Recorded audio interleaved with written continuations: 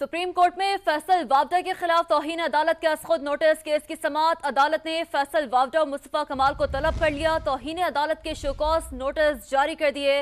दोनों से 2 हफ्तों में जवाब तलब कर लिया गया है। पैमरा से दोनों रहनुमाओं की प्रेस कॉन्फ्रेंस का रिकॉर्ड भी तलब कर लिया है। चीफ जस्टिस ने रिमार्क्स दिए, हर चीज पर हमले ना करें, आप इदारे को तबाह कर रहे हैं। एक कराची वाले साहब मुस्तफा कमाल भी आ गए तकरीर करने। वो कहने लगे कि भुट्टो केस में यूं हो गया, अगर कुछ बुरा किया है तो नाम लेकर मुझे कहें, इदारे को निशाना बनाने की इजाजत नहीं दी जा सकती। बाप के गुनाहों का जिम्मेदार बेटा नहीं हो सकता। एक एमएनए गलत है तो सारे पार्लियामान को गलत नहीं कह सकते। सुप्रीम कोर्ट ने तौहीन अदालत खुद नोटिस केस की समाअत 5 जून तक मुलतवी कर दी है। मजीद जानेंगे, अपने नुमाइंदे सुहेल रशीद ने हमें ज्वाइन किया है। सुहेल, तफसीलन बताइएगा। देखिए, आज पहली समाअत थी इस खुद नोटिस की जो लिया गया था फैसल वावडा की प्रेस कॉन्फ्रेंस में, लेकिन अब उसमें क्लब किया गया है मुस्तफा कमाल को भी। मुस्तफा कमाल के खिलाफ भी तौहीन अदालत की कार्रवाई शुरू कर दी गई है सुप्रीम कोर्ट की जानिब से, और अब फैसल वावडा और मुस्तफा कमाल दोनों को बाकायदा तौर पर शोकॉज नोटिस सुप्रीम कोर्ट ने जारी कर दिए हैं। 2 हफ्ते का वक्त दिया गया है कि 2 हफ्ते के अंदर आप वजाहत करें कि आपने जो प्रेस कॉन्फ्रेंस की उस पर आपके खिलाफ तौहीन अदालत की कार्रवाई क्यों शुरू ना की जाए और आपको सजा इस पर क्यों ना दी जाए। सुप्रीम कोर्ट ने हुक्मनामा भी आज की समाअत का लिखवा दिया है और उसमें पैमरा से दोनों की जो प्रेस कॉन्फ्रेंसेस थी उनका रिकॉर्ड भी तलब किया गया है। चीफ जस्टिस की जानिब से ये रिमार्क्स दिए गए कि दोनों रुकने पार्लियामेंट थे, वहां पर तकरीर कर सकते थे। हम हमेशा पार्लियामेंट की जो है इज्जत करते हैं और हम समझते हैं कि पार्लियामेंट बालादस्त है। 2 लोगों की वजह से पूरी पार्लियामेंट को हम गलत नहीं कहेंगे और हमेशा पार्लियामेंट की इज्जत हमने की है, लेकिन पार्लियामेंट के अंदर भी जजेस के खिलाफ इस तरह की तकरीर करने की इजाजत नहीं है। दोनों ने प्रेस कॉन्फ्रेंस में जाके अपनी ऐसी प्रेस कॉन्फ्रेंस की और समझ नहीं आती कि ऐसी गालम गलोच या ड्रामे करने से हासिल क्या होता है। ठीक है, आपने हमें लेक्चर दे दिया, लेकिन आप बताएं कि इससे आपने क्या हासिल कर लिया, क्या आपने कोई मुस्बत किरदार इस मुल्क के लिए अदा किया है। साथ ये रिमार्क्स भी दिए गए कि ऐसे हमलों से इदारे तबाह होते हैं और उससे नुकसान मुल्क का होता है और हमें लगता है कि शायद बाहर से किसी दुश्मन की जरूरत नहीं।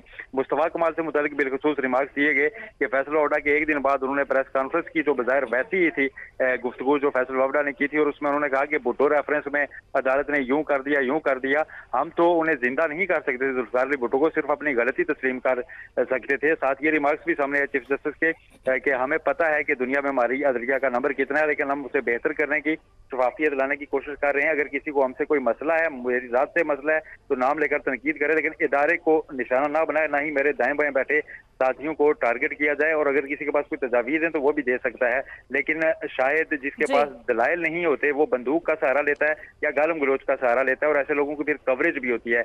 ये रिमार्क से सामने चीफ जस्टिस की जानिब से, लेकिन अब नोटिस जो है बड़े अहम, बिल्कुल सुहेल, बड़े अहम रिमार्क्स दिए गए। जितना अहम केस है, बहुत ही अहम रिमार्क्स सामने है। साथ ही मौजूद रहेगा नदीम मलिक साहब, सीनियर एंकर पर्सन हमारे साथ मौजूद हैं। मुनीफ फारूक साहब भी हमें ज्वाइन कर चुके हैं। बहुत शुक्रिया आप दोनों का।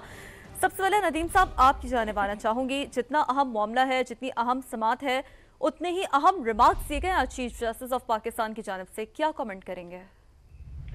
देखिए, पहले तो अदलिया की इज्जत करनी चाहिए और कुछ ऐसा नहीं करना चाहिए जो तौहीन के जुमरे में आता। अदलिया पे जायज तनकीद की हमेशा इजाजत होती है और वो करनी भी चाहिए जो फैसले दुरुस्त ना हो। जैसे 63A का फैसला था, तो मैं उसको आज भी कहता हूँ कि वो मावरा आइन फैसला है, सुप्रीम कोर्ट ने वो दुरुस्त फैसला नहीं किया। लेकिन जहाँ पोलिटिकल वर्कर्स की बात आ जाए, वहाँ सुप्रीम कोर्ट हो, हाई कोर्ट हो या दीगर अदलिया के जो इदारे हैं, उनको थोड़ा सा हाथ हल्का रखना चाहिए। ये पोलिटिकल वर्कर्स आमतौर पर अपनी अपनी जमातों की नुमाइंदगी करते हुए बाज़ औक़ात ऐसा बयानिया बनाते हैं जिसके जुमरे में रगड़ा तो इनको लग जाता है, जो पीछे इनकी जमातें हैं वो बच निकलती हैं।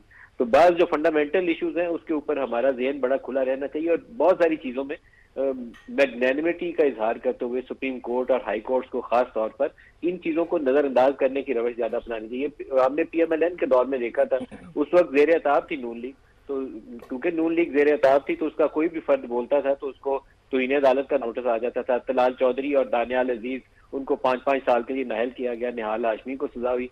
तो ये तरीकाकार इन लोगों के सियासी कैरियर के ऊपर बहुत बड़ा एक धब्बा भी लग जाता है और रुकावट का सबब भी बनता है। इसको गुरेज जिस हद तक मुमकिन हो गुरेज करना चाहिए। जैसे किसी आला अदलिया के जज को अगर कोई गाली दी जाए या ऐसी तोहमत उसके ऊपर लगाई जाए, उसकी गुंजाइश नहीं है, किसी के ऊपर भी गुंजाइश नहीं है और जज के ऊपर तो बिल्कुल भी गुंजाइश नहीं है। इसी तरीके से जो पार्लियामान के अंदर मौजूद लोग हैं उनकी भी थोड़ी सी लिहाज, इज्जत और गुंजाइश उनके लिए रखनी चाहिए। तौहीन का नोटिस या वजाहत या माफी तक तो मामला ठीक है, लेकिन अगर उसके ऊपर सजा की तरफ मामला जाए तो 5 साल की नहली हो जाती। मैं उसका हमायती नहीं हूँ, मैं उससे गुरेज चाहता हूँ कि अदलिया करे, उस हद तक कभी नहीं जाना चाहिए। जी सही, ठीक है। नदीम साहब, आपका कमेंट आ गया। मुनीब, आपकी जानिब आते हैं। अहम रिमार्क्स तो हैं, हम इसे सख्त भी कह सकते हैं कि बहुत सख्त जो है वो शायद ज़ुबान इस्तेमाल की गई और इस तरह से रिमार्क्स किए गए कि हमें शायद बाहर से दुश्मन की ज़रूरत ही नहीं, शख्सियात पर तनकीद करें, इदारों पर क्यों करते हैं। और अब 5 जून तक की समात मुलतवी हो गई है। क्या कहेंगे आप? यकीनन दोनों की प्रेस कॉन्फ्रेंस भी सामने हो और अब अदालत की जानिब से जो रिमार्क्स हैं वो भी हमारे सामने हैं। देखिए, जो प्रेस कॉन्फ्रेंसेस की गई थी, अगर उनका मतन या उनके अंदर जो बातें कही गई वो भी उतनी ही ज्यादा तस्दीक आमेज और सख्त थी।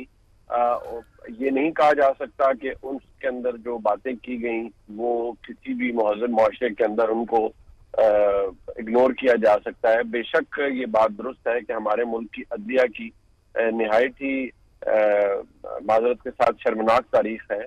हमारे मुल्क की अदलिया ने खुद को बहुत अरसे तक एक टूल के तौर पर इस्तेमाल करवाया है और हमारे मुल्क की अदलिया ने कई बहुत ही अफसोसनाक फैसले दिए हैं तारीखी तौर पर, जिससे हुकूमतें फारिग हुई, वज़ीर आज़म घर गए और वो फैसले कानून पर कम और किसी की एक्सपीडियंस और किसी के एमा पर दिए गए।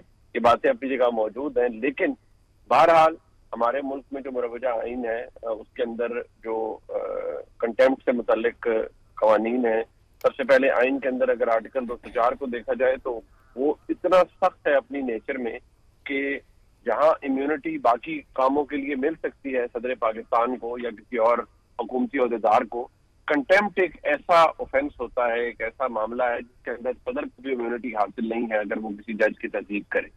जहां तक रह गई बात जो कंटेम्प्ट का कानून है हमारे मुल्क में मौजूद, इसके तहत पहले पार्लियामेंटेरियंस को सजाएं हो चुकी हैं, वज़ीर आज़म घर जा चुके हैं, लिहाजा अब जो फैसल वाडा साहब और मुस्तफा कमाल साहब की जानिब से बातें की गई हैं, इसमें कानून यही होता है कि पहले शो कॉज नोटिस दिया जाता है, तो पूछा जाता है कि आपके खिलाफ तौहीन अदालत की कार्रवाई क्यों ना की जाए। वो नोटिस इशू हो गया है, अगर ये अदालत को मुतमईन कर पाए तो दुरुस्त है, नहीं तो अदालत इस कार्रवाई का बाज़ाब्ता आगाज़ करेगी।